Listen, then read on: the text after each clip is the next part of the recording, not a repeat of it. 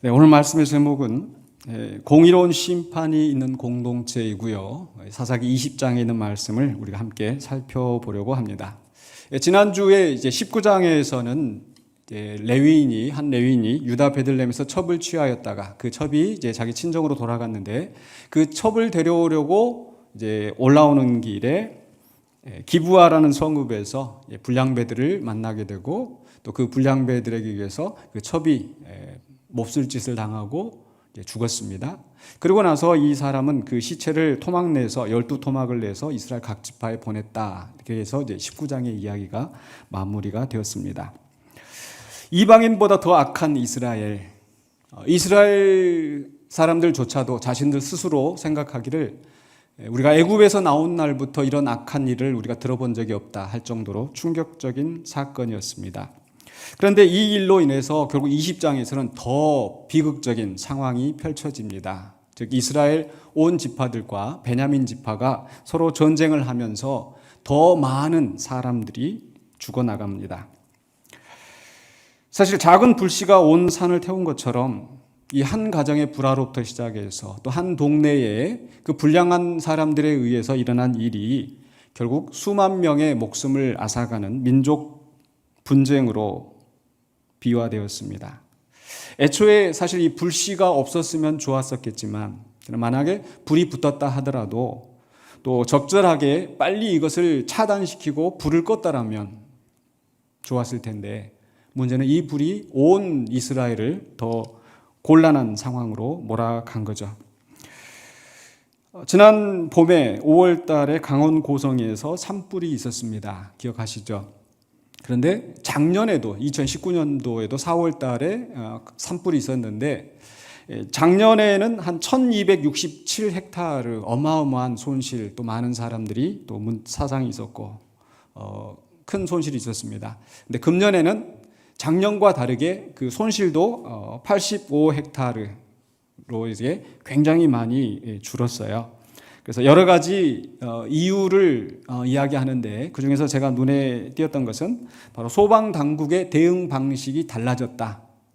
뭐냐면은 이 소방대원들이 불이 번질 것으로 예상되는 길목을 중심으로 바리케이트를 치고 미리 물을 다 뿌리고 불이 더 이상 번지지 않도록 다 차단해서 이 손실이 크게 되지 않도록 막았다라는 거죠.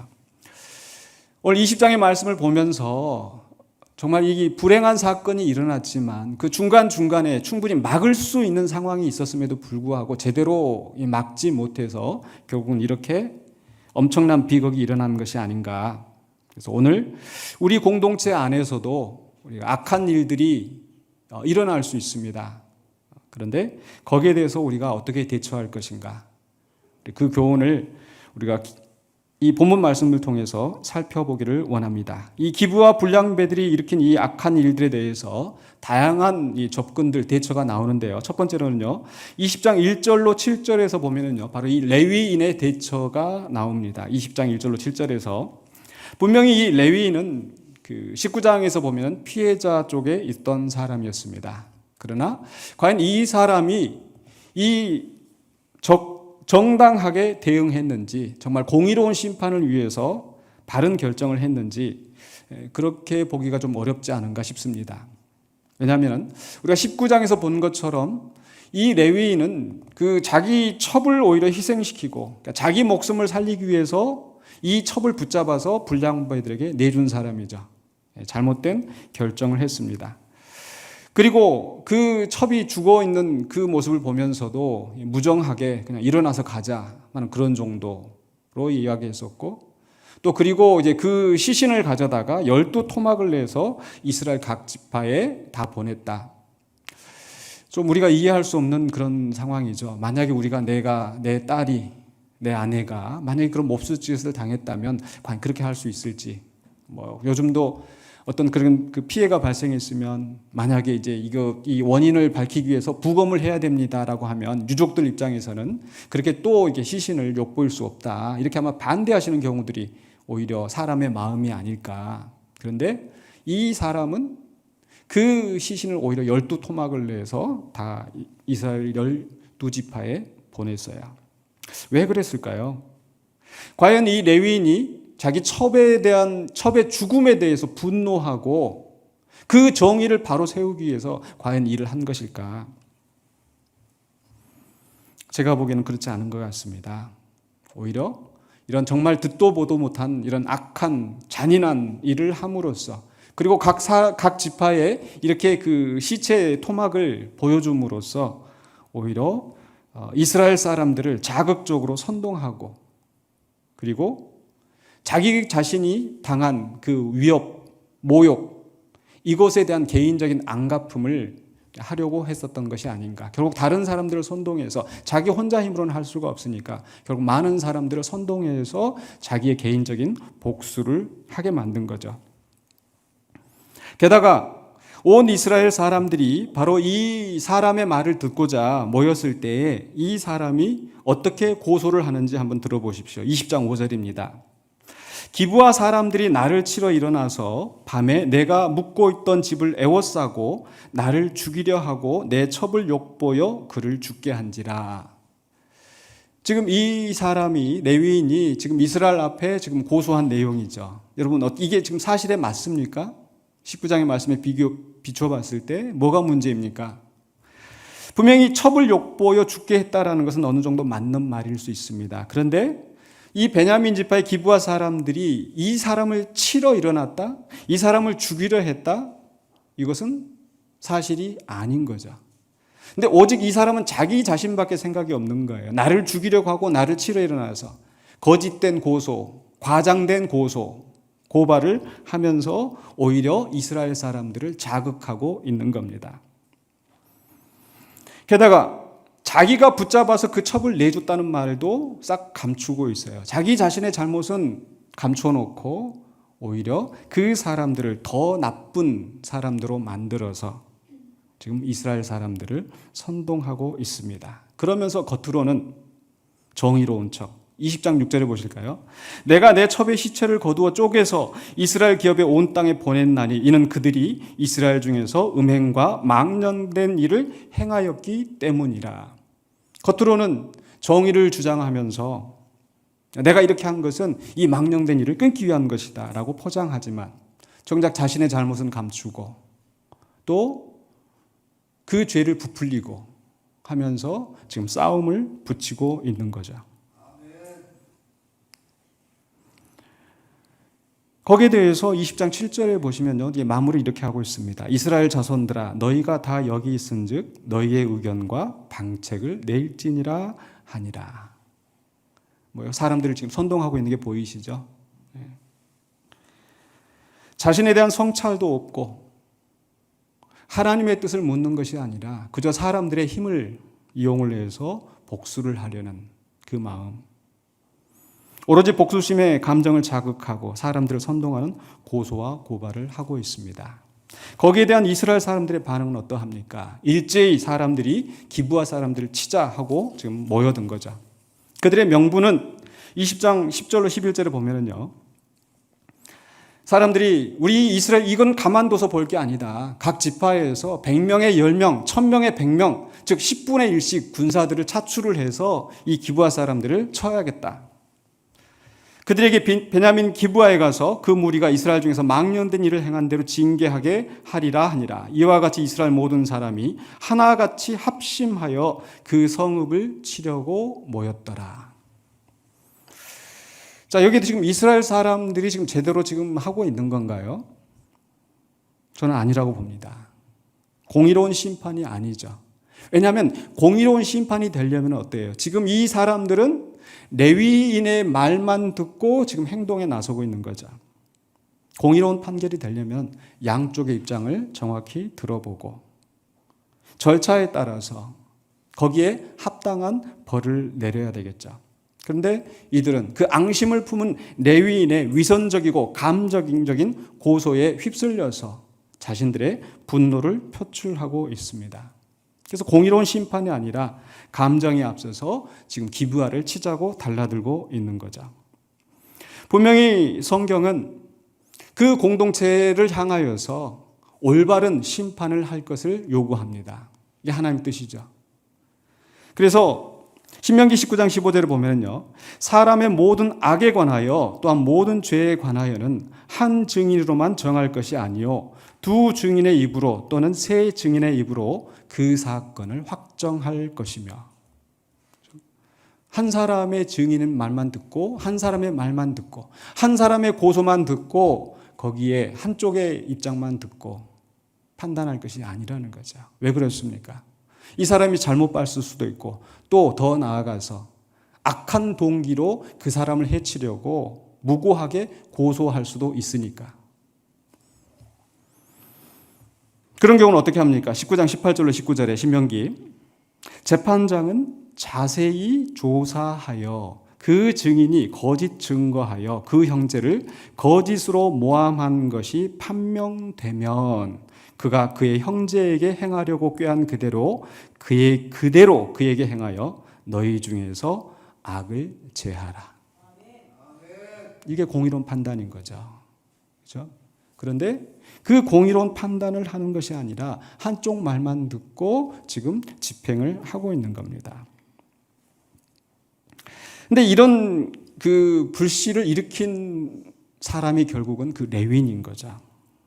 결국 레위인의 고소에 자극되어서 이스라엘 지파의 섣부른 판단과 집행이 지금 일어나려고 하고 있고, 분명히 기브아 사람들이 범죄한 것은 맞습니다. 그러나 그로 인하여서 민족 분쟁이 일어난 것은 그 레위인도 책임을 면할 수 없다라는 거죠. 레위인은 어떻게 처신해야 됐습니까? 정말 자기 자신의 잘못을 성찰하고, 그리고 개인적인 안갚음이 아니라 바로 공의로운 심판을 구했어야 했습니다.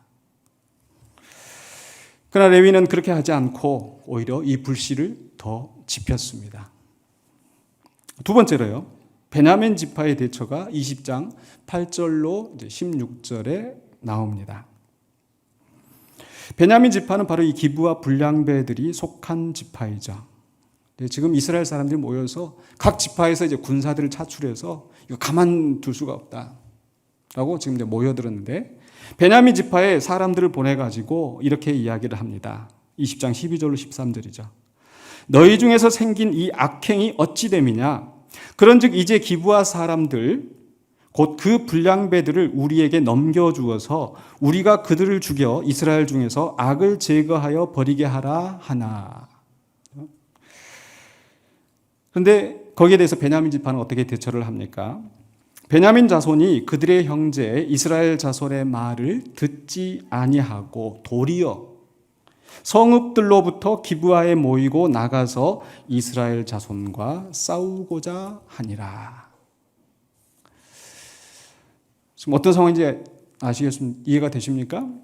물론 베냐민 지파 입장에서 생각해 본다면 갑자기 지금 이스라엘 온 지파 사람들이 몰려와 가지고 지금 이제 이 기브아 사람들 죽이겠다고 내놓으라고 지금 하고 있습니다.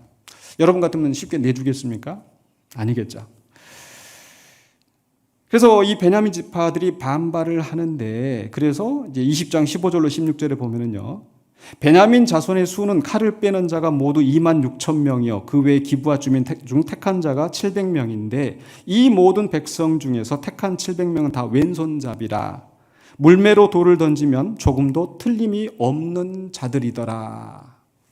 지금 26,000명이 모여서 이거 우리가 가만히 순수하게 내줄 줄 아냐, 우리가 한번 싸워보겠다라고 해서 도리어 온 이스라엘과 대적하여 싸우려고 하고 있는 거죠.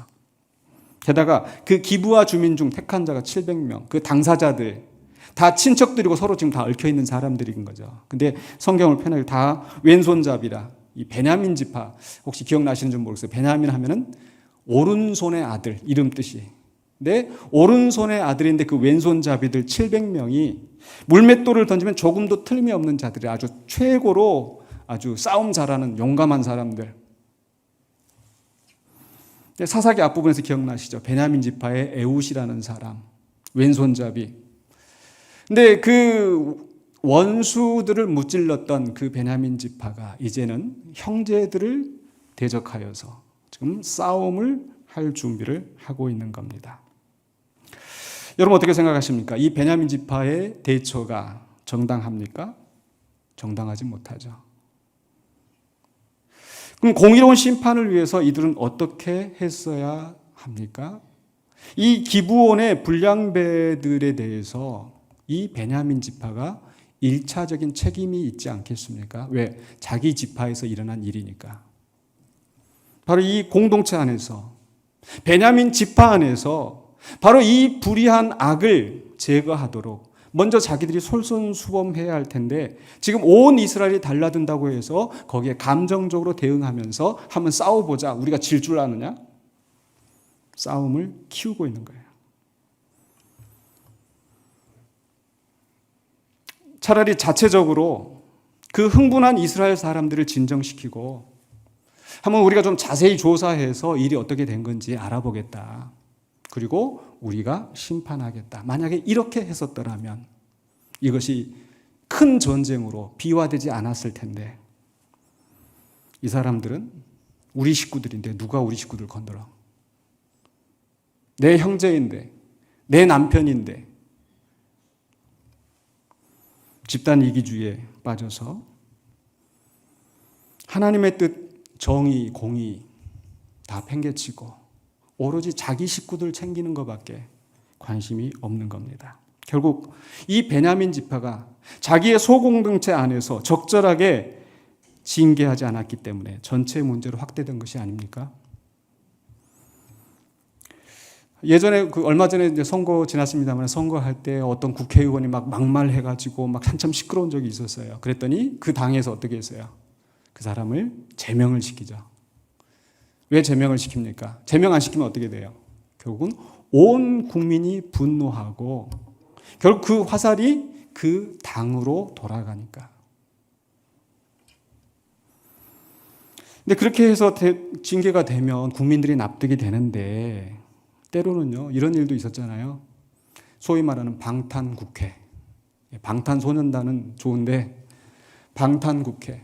분명히 나쁜 짓을 했는데 그 국회의원을 보호한답시고 방탄국회를 열어놓고 그 사람을 막는 거예요. 체포되는 걸 막는 거예요. 악을 선하다 하고 죄를 덮어주고, 왜? 자기들의 동료고 자기 당원 사람이라고.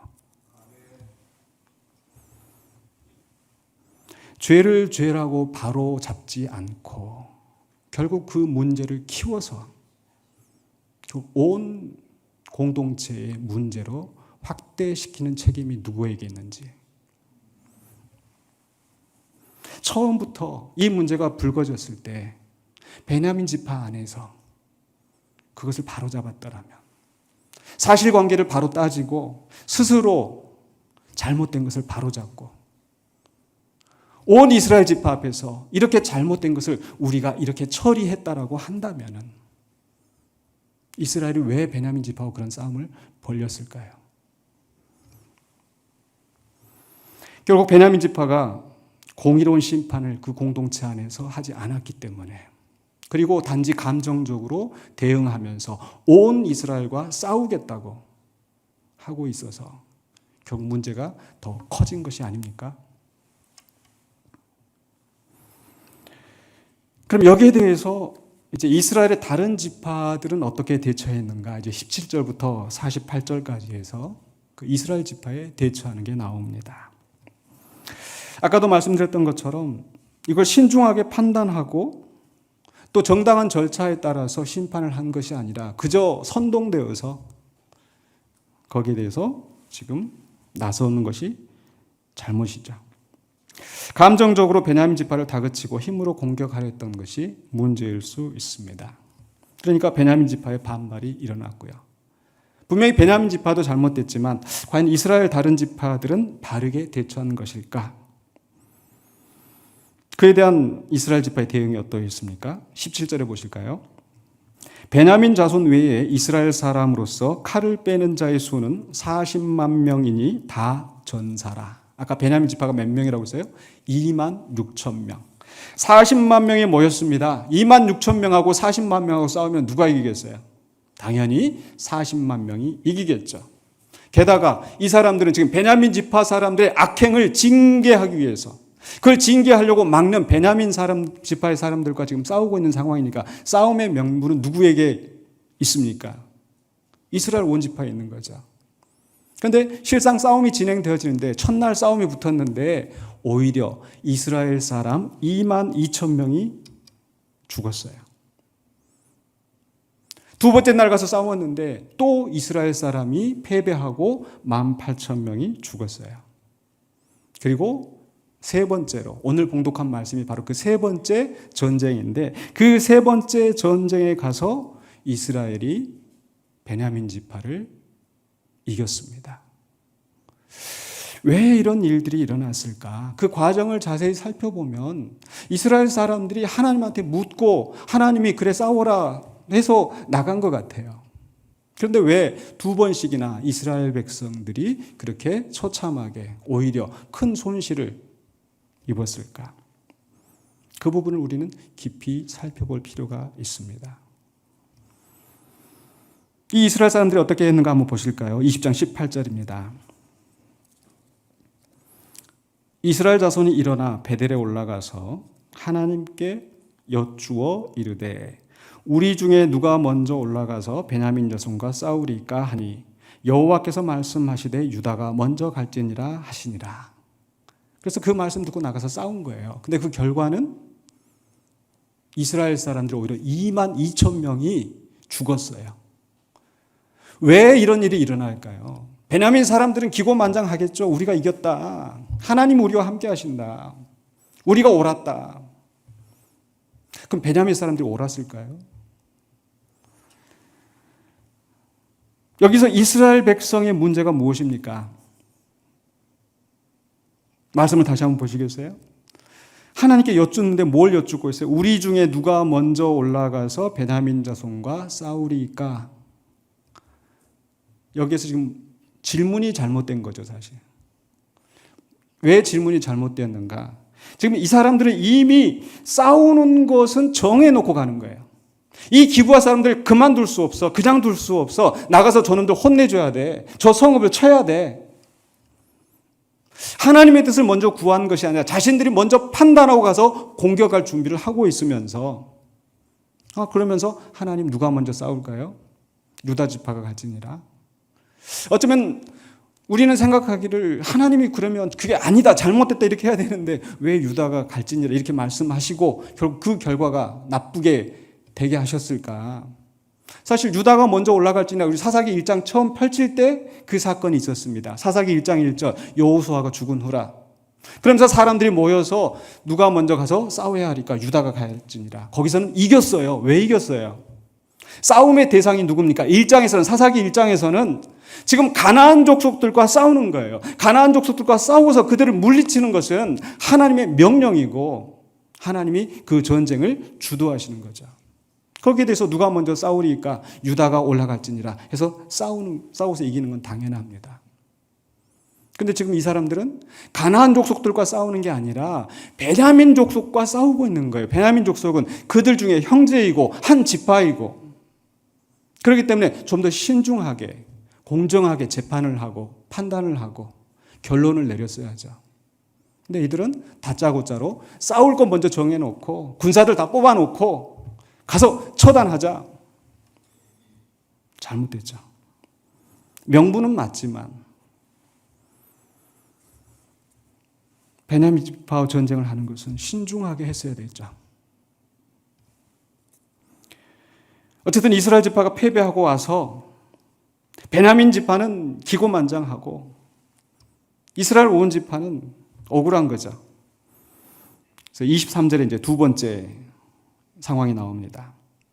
이스라엘 자손이 올라가 여호와 앞에서 저물도록 울며 얼마나 성질 났겠어요? 얼마나 분통이 터졌겠어요? 왜 우리가 져야 되는가? 도대체 이해할 수가 없는 거예요.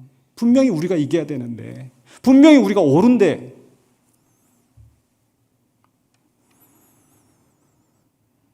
그러면서 그들이 하나님 앞에 뭐라고 여쭙습니까? 내가 다시 나아가서 내 형제 베냐민 자손과 싸우리까 하니. 아까 처음 질문하고 뭐가 달라졌는지 보이시나요? 비로소 지금 자기들이 싸우는 대상이 누구인지 베냐민 자손, 내 형제 베냐민 지파와 싸울까요? 근데 하나님께서 말씀하시되 올라가서 치라. 그래 가서 싸워. 근데 결과는 또 어떻게 됐어요? 이번에는 또 18,000명이 이스라엘 사람들이 죽고 또 패배했어요. 왜 그랬을까요? 저는 그 22절에서 바로 그 앞에 22절에서 그 뜻을 우리가 찾을 수 있을 것 같습니다. 22절 보시면요.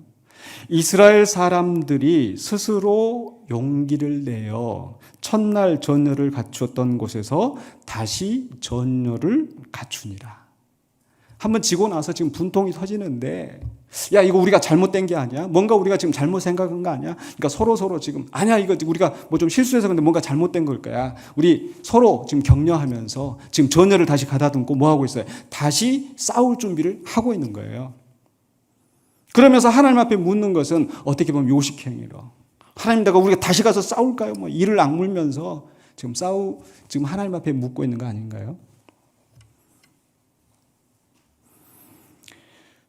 참 거기서도 물론 이상해요. 하나님께서 왜 지금 이스라엘을 올라가서 싸우라고 하셨을까? 결국 이 사건으로 인해서 처음 전쟁에 나갔을 때 22,000명, 두 번째 날 전쟁했을 때 18,000명, 결국 몇 명이 죽었어요? 4만 명. 왜 4만 명일까요? 이스라엘 전체 지파의 군대의 수가 몇 명이었어요? 40만 명. 이 40만 명은 이스라엘 전체에서 각 지파에서 100명에 10명, 1000명에 100명, 즉 온 이스라엘 대표에서 40만 명이 모여서 한 지파를 치겠다고 지금 몰려든 거고, 그 40만 명 중에서 4만 명, 10분의 1이 죽어나가고, 결국 온 이스라엘에 대한 하나님의 심판이 아니겠습니까? 왜 그렇게 하셨는가? 결국 하나님께서 온 이스라엘을 향하여 주시고자 하는 교훈이 있었다고 저는 생각을 합니다. 이스라엘 사람들의 명분은 맞지만, 그러나 자기 감정이 앞서고 자기 판단이 앞서고 그저 싸울 생각만 하고 있다면, 아무리 그 목적이 옳은 거라 하더라도 그 결과는 나쁠 수 있다라는 거죠. 그 결국 어떻게 됐어요? 한번 이번 세 번째 전쟁에서도 아멘 하는지 좀 보고 싶네요. 세 번째 전쟁입니다. 사사기 20장 26절에 이에 온 이스라엘 자손 모든 백성이 올라가 베델에 이르러 울며 거기서 여호와 앞에 앉아서 그날이 저물도록 금식하고 번제와 화목제를 여호와 앞에 드리고. 지금 어떤 상황인지 이해가 되세요? 네. 다른 데 같았으면 하나님 싸울까요 말까요? 나가서 지금 싸우자고 했을 텐데, 지금 이 온 이스라엘 백성이 그 날이 저물도록 싸울 생각을 하는 게 아니라 금식하면서 하나님의 언약궤 앞에서 번제와 화목제를 드리고 제사장이 집도하는 그 예배 속에서 하나님 앞에 겸손히 묻는 겁니다. 첫 번째와 두 번째는 분명히 상황이 달라졌어요. 그러면서 이들이 질문합니다. 28절에. 같이 한번 읽어보실까요?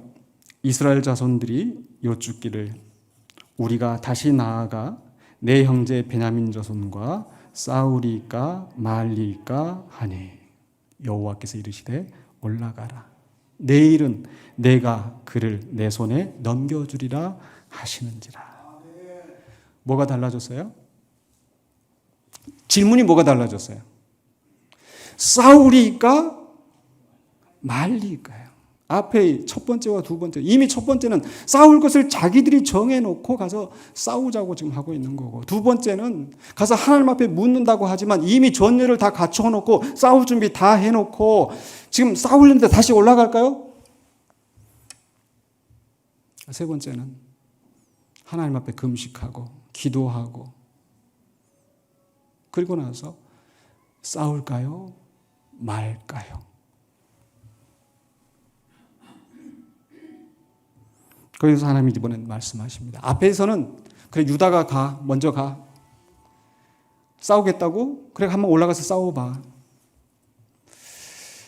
차라리 하나님께서 거기서 막으셨더라면 좋았을 텐데 하나님 그렇게 하시지 않으셨더라고요. 왜 그렇게 하셨는가? 저는 부모된 입장에서 한번 생각을 해보면요. 어린아이가 만약에 이거 뜨거운 거야 만지지 마. 안 만져야 되잖아요. 근데 살짝 좀 적당히 뜨거운 거 이거 좀 만져도 위험하지 않은 것은 어때요? 부모 입장에서 한번 좀 만지면 안 돼. 경고는 하지만 기어이 이 아이가 말도 안 듣고 만진다고 하면 만져서 아우 뜨거워. 그렇죠? 깨닫게 하는 거죠. 어쩌면 하나님의 심정이 그러지 않으셨을까요? 근데 달라진 이스라엘의 모습을 비로소 하나님께서 보시고 올라가라.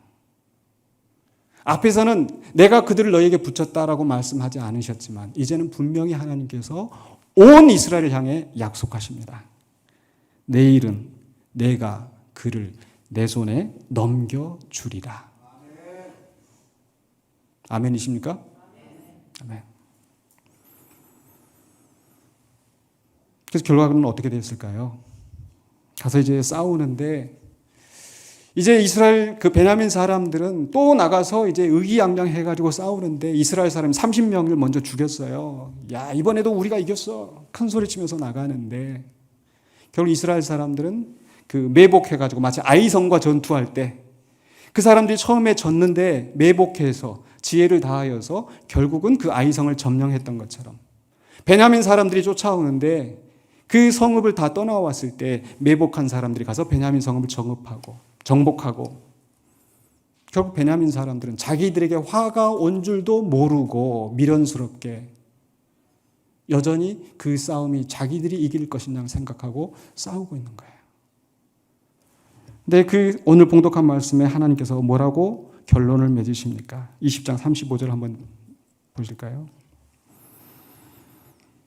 여호와께서 이스라엘 앞에서 베냐민을 치심해 당일에 이스라엘 자손이 베냐민 사람 25,100명을 죽였으니 다 칼을 빼는 자였더라. 누가 베냐민 사람 25,100명을 죽였습니까? 이스라엘 자손이 했잖아요. 근데 뭐가 달라졌어요? 이번에는 여호와께서 치신 거예요. 하나님이 치신 거예요.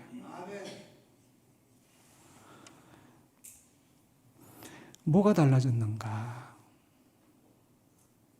이스라엘 백성이 그 기브아 사람들을 징계하고 그들을 옹호하는 두둔하는 베냐민 지파를 싸우는 것은 맞지만 이들은 하나님을 심판자의 자리에 하나님의 주권을 인정하고 싸우는 것이 아니라 자기들이 심판자의 자리에 서서 하나님께 묻지 않고 그들과 싸우는 대상이 자기들의 형제들이라는 것을 생각하지 않고 그저 감정에 휩싸여서 그 결정을 내렸을 때 하나님께서는 그 심판을 보류하신 거예요.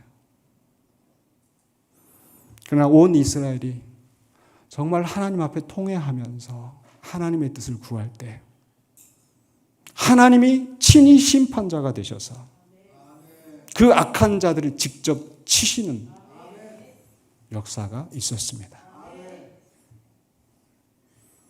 아멘이십니까? 우리 성도님들 같이 우리 하나님께서 그 악한 자를 심판하실 줄로 믿습니까? 네, 온 성도들이 화답하여서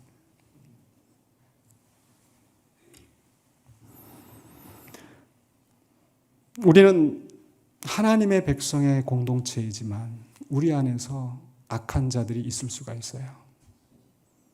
실수할 수 있어요.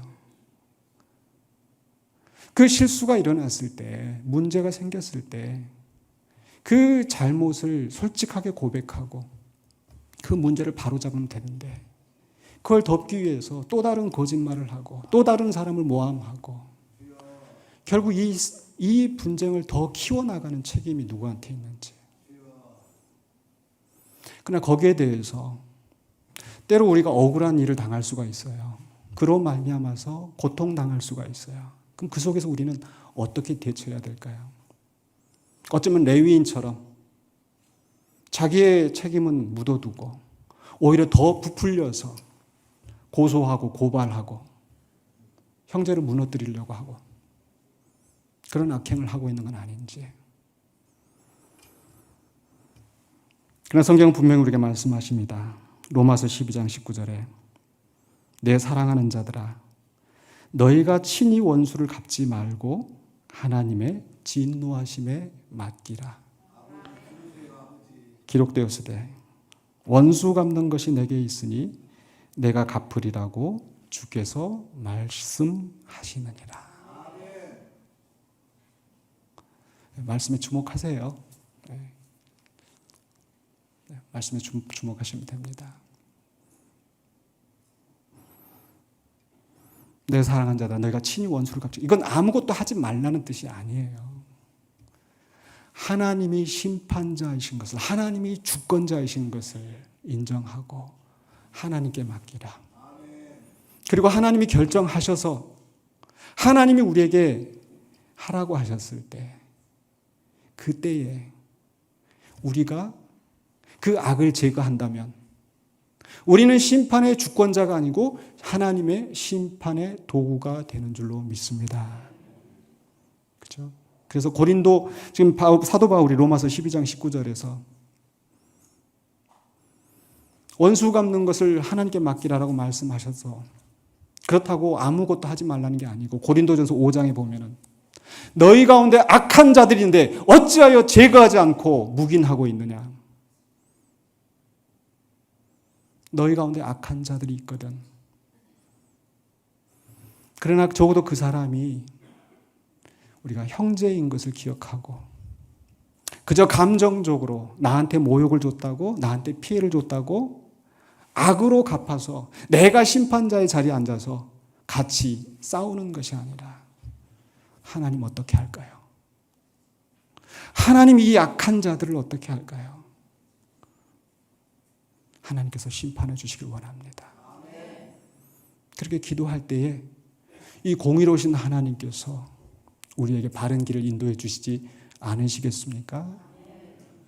그러할 때에 우리 안에서 공의로운 심판이 이루어지고 우리가 공의로운 공동체가 될 줄로 믿습니다. 그래서 우리 자신들은 오늘 말씀을 생각하면서 나는 과연 어디에 있는지, 혹시 기브아 사람들처럼 자기 욕심을 채우기 위해서 악한 일을 하는 자리에 서지 마시기를 바랍니다. 레위인처럼 내가 피해를 당했다고 그저 악감정으로 더 문제를 키우지 마시기 바랍니다. 베냐민 지파 사람들처럼 하나님의 공의와 의를 생각하지 않고 오로지 내 남편이니까, 내 친구니까, 내 지인이니까 두둔하고 악을 악으로 판단하지 않고 악을 선하다고 하며 결국 더 싸움을 일으키는 그런 위치에 서지 않으시길 바랍니다. 세 번째는요, 이스라엘 지파 사람들처럼 분명히 이것이 옳지만 저 악한 자들을 징계하는 것이 하나님의 뜻이지만 내가 하나님보다 앞서가서 악한 일을 일삼으면서 하나님의 뜻을 거스르는 일이 없도록 온전히 하나님 앞에 순종하며 우리 올해 우리 주의친 말씀처럼 하나님의 선하시고 기뻐하시고 온전하신 뜻이 무엇인지를 분별하여 우리 자신을 하나님의 의의 도구로 들이시는 저와 여러분이 되시기를 주의 이름으로 축원합니다. 기도하겠습니다. 거룩하신 아버지 하나님, 은혜를 감사합니다. 우리 안에서 악을 제거하기를 원하시는 하나님, 그러나 우리가 악한 일을 부딪힐 때에 우리가 억울하고 분이 나고 또 좌절되는 순간에 낙심하고 절망하고 악한 일을 보면서 외면하기 쉽고 판단력이 흐려지기 쉽고 이것이 우리의 연약한 모습인 것을 주님 앞에 고백합니다. 악한 자들이 형통하는 것을 인하여서 낙심하지 않게 하여 주시고, 악한 자들의 무고한 고소와 모함 속에서 상처받지 않게 하여 주시고,